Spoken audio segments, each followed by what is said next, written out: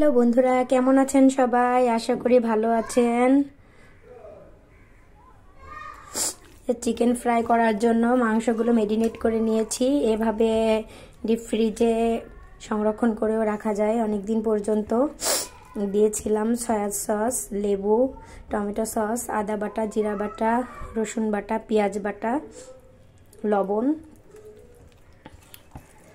আর হচ্ছে চালের গুঁড়া আর ময়দা আর 2টা ডিম ভেঙে দিয়েছি। এই যে দেখুন কি সুন্দর করে মেরিনেট করে নিয়েছি।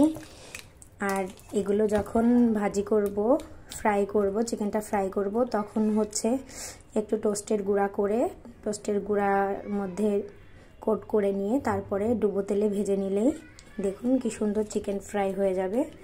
এই যে এভাবে এক একটা করে দিয়ে ভেজে তুলে নেবেন। চিকেন ফ্রাইটা এভাবে অনেক সুন্দর লাগে খেতে, আর একদম ক্রিস্পিও হবে কিন্তু। ধন্যবাদ সকলকে, ভালো থাকবেন, সুস্থ থাকবেন।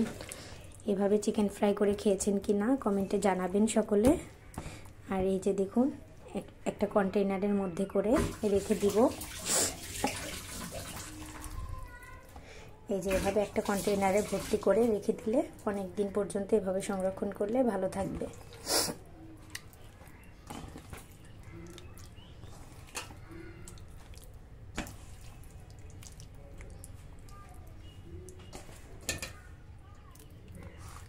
এই যে এভাবে করে রেখে দিব আমি কন্টেইনারে।